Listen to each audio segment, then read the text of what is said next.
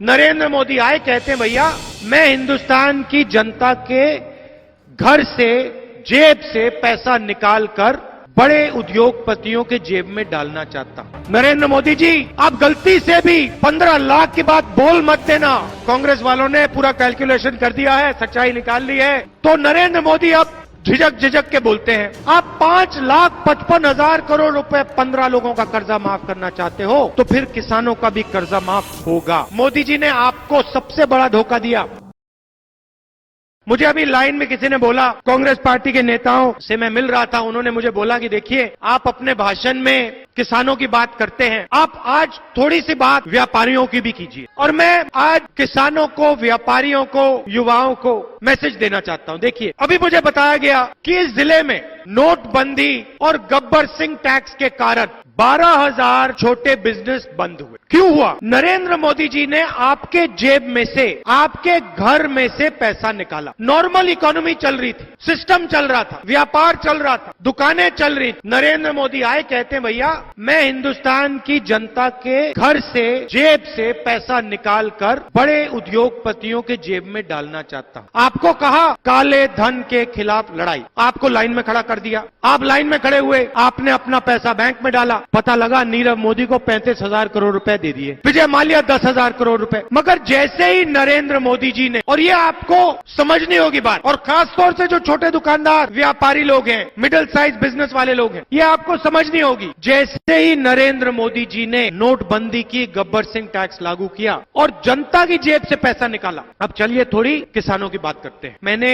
नीरव मोदी, मेहुल चौकसी, विजय माल्या, ललित मोदी की बात, और मैंने आपसे कहा कि देखिए इनका लाखों करोड़ रुपए कर्जा माफ हुआ। ठीक है, कमलनाथ जी ने, गेहलोत जी ने, बघेल जी ने 10 दिन के अंदर मध्य प्रदेश, राजस्थान, छत्तीसगढ़ में कर्जा माफी कर दी। मगर एक बात बची। कौन सी बात बची? नीरव मोदी कर्जा लिया, उसने वापस नहीं दिया। वो जेल के अंदर है या बाहर? बाहर। विजय माल्या 10,000 करोड़ रुपए कर्जा लिया, अंदर बाहर। अनिल अंबानी 45,000 करोड़ रुपए कर्जा, 30,000 करोड़ रुपए चोरी का पैसा, अंदर बाहर। अब अगर यहां का किसान, आप लाखों करोड़ रुपए छोड़िए, अगर यहां का किसान, रीवा का किसान 10,000 रुपए कर्जा लेता है और वापस नहीं देता, वो जेल के अंदर होता है या बाहर? अंदर। तो ये आपको बात सही लगती है क्या कि हिंदुस्तान के चोर जेल के बाहर, चौकीदार उनकी मदद करे, और हिंदुस्तान के ईमानदार किसान जेल के अंदर? कांग्रेस पार्टी को ये बात अच्छी नहीं लगी, मुझे ये बात अच्छी नहीं लगी, रीवा की जनता को ये बात अच्छी नहीं लगी, तो हमने कानून बदलने की बात की। मैनिफेस्टो में एक लाइन लिख दी है रीवा के किसानों, सुनिए। 2019 में चुनाव जीतने के बाद रीवा, मध्य प्रदेश, हिंदुस्तान का कोई भी किसान कर्जा ना लौटाने के लिए जेल में नहीं डाला जा सकेगा। एक लाइन, न्याय। नरेंद्र मोदी जी, अगर आप चाहते हो कि हिंदुस्तान का किसान 20,000 रुपए के लिए जेल जाए, तो पहले आप उस चोर नीरव मोदी को जेल में डालो। उस दिन तक, जिस दिन तक वो बाहर घूमेंगे, उस दिन तक हिंदुस्तान का किसान भी जेल में नहीं मिलेगा, वो भी बाहर घूमेगा। युवाओं से कहना चाहता हूं, मोदी जी ने आपको सबसे बड़ा धोखा दिया। यहां युवा प्रत्याशी हैं। सबसे बड़ा धोखा किसानों को नहीं, दुकानदारों को नहीं, सबसे बड़ा धोखा युवाओं को। 2 करोड़ युवाओं को हर साल मैं रोजगार दूंगा, नरेंद्र मोदी के शब्द। सच्चाई, 24 घंटे में 27,000 युवाओं से नरेंद्र मोदी जी की सरकार रोजगार छीनती है। हर 24 घंटे लाखों करोड़ों युवाओं से नरेंद्र मोदी जी की सरकार ने रोजगार छीना। मैंने पता लगाया, बेरोजगारी का समय 45 साल से सबसे ज्यादा बेरोजगारी, और 22 लाख सरकारी नौकरियां आज खाली पड़ी हैं। मैं आपको गारंटी देता हूं, 1 साल के अंदर 22 लाख सरकारी नौकरी आपके हवाले कर दी जाएगी। 10 लाख युवाओं को पंचायतों में रोजगार दिया जा सकता है। 10 लाख युवाओं को सरकार मिनटों में, नरेंद्र मोदी की सरकार 10 लाख युवाओं को पंचायत में रोजगार दे सकती है, नहीं देती। रीवा के युवा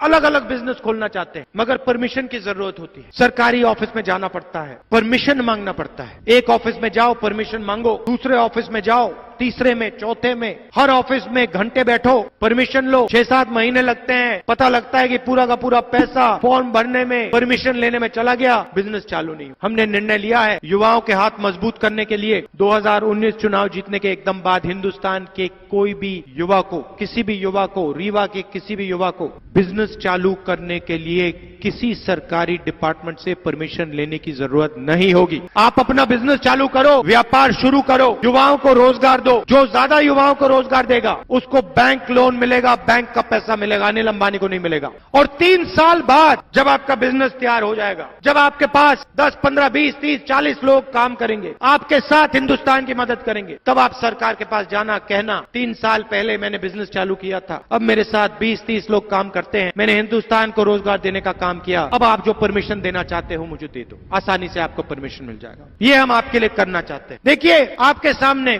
एक निर्णय है। एक तरफ 15 लाख रुपए का झूठ, दूसरी तरफ 3,60,000 रुपए की सच्चाई, न्याय योजना। एक तरफ 2 करोड़ युवाओं को रोजगार देने का काम, दूसरी तरफ लाखों युवाओं को न्याय योजना का फायदा, व्यापारियों को न्याय योजना का फायदा, 22 लाख सरकारी नौकरियां, 10 लाख पंचायतों में नौकरी। ये सच्चाई है। सच्चाई हम कर सकते हैं, खोखले वायदे हम आपसे नहीं करेंगे। मैं यहां आके आपको झूठ नहीं बोलूं। आप याद रखिए, आदिवासी भाई, किसान भाई, आप याद रखिए, आपकी जमीन की लड़ाई कौन लड़ा था, कौन सी पार्टी लड़ी थी? जमीन अधिकरण बिल, ट्राइबल बिल, पैसा कानून, जल जंगल जमीन की रक्षा किसने की? कांग्रेस पार्टी ने की। हम सब ने की, मिलकर आपका जो हक है उसके लिए हम लड़े। और नरेंद्र मोदी जी ने पैसा कानून को कमजोर किया, ट्राइबल बिल को कमजोर किया, जमीन अधिकरण बिल को कमजोर किया। जहां भी उनको मौका मिलता है, अंबानी जी को, अदानी जी को आपकी जमीन उठा के दे देते। छत्तीसगढ़ जाइए, पहली बार जमीन अधिकरण बिल में टाटा कंपनी से जमीन लेकर वापस आदिवासियों को दी गई। ऐतिहासिक काम। क्यों ली गई? क्यों दी गई? क्योंकि जमीनी अधिकरण कानून में साफ लिखा था,